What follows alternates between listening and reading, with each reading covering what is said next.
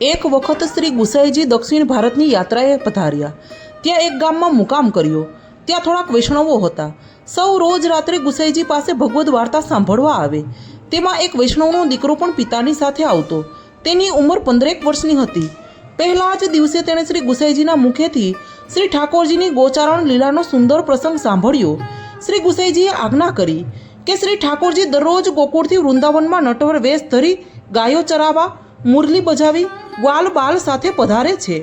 સાથે ગોચારણ કરી પાછા પધારે છે.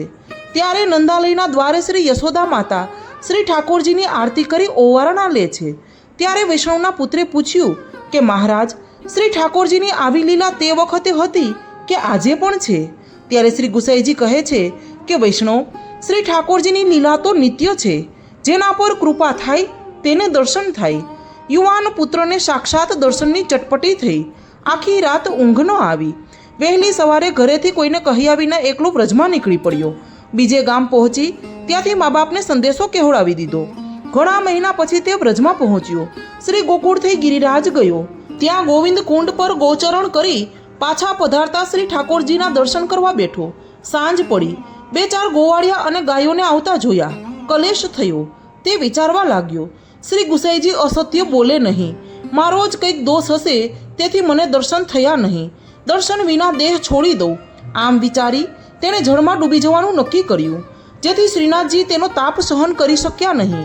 શ્રીનાથજીએ વિચાર કર્યો કે આ છોકરાને દર્શન આપવા જ પડશે. તે યુવાનની નજર સામેના માર્ગ ઉપર પડી. સોના ચાંદીના આભૂષણોથી શોભતી સુંદર મોટી ગાયોના ઝુંડના ઝુંડ આવી રહ્યા હતા. ગાયો ભાંભરતી અને દોડતી હતી. તેમની ખરીઓને ઉડતી વ્રજરજથી આકાશ છવાયું હતું. પાછળ અનેક ગ્વાલબાલો આવતા હતા.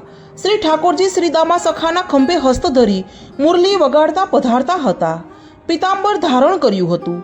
મસ્તકે મોર પીંછનો મુકુટ હતો. કાનમાં ફૂલના ગુચ્છા હતા. ગુંજામાળા અને વનમાળાનો શૃંગાર હતો. અલકાવલીમાં ગોરજ લાગી હતી. મુખારવિંદ પર હાસ્ય હતું. આવા અલૌકિક દર્શન તે વૈષ્ણવ પુત્રને થયા. આવા દર્શન કરી તે પોતાને ગામ જવા નીકળ્યો. શ્રી ગુસાઈજીનો મુકામ તેના ગામમાં જ હતો. તેણે આવીને શ્રી ગુસાઈજીને દંડવત કર્યા અને સર્વ સમાચાર કહ્યા. શ્રી ગુસાઈજી ઘણા પ્રસન્ન થયા અને આજ્ઞા કરી કે શ્રી ઠાકોરજીની લીલા નિત્ય છે. તેમની કૃપાથી અનુભવ થાય. વૈષ્ણવે કદી શ્રી ઠાકોરજીની લીલામાં સંદેહ કરવો નહીં.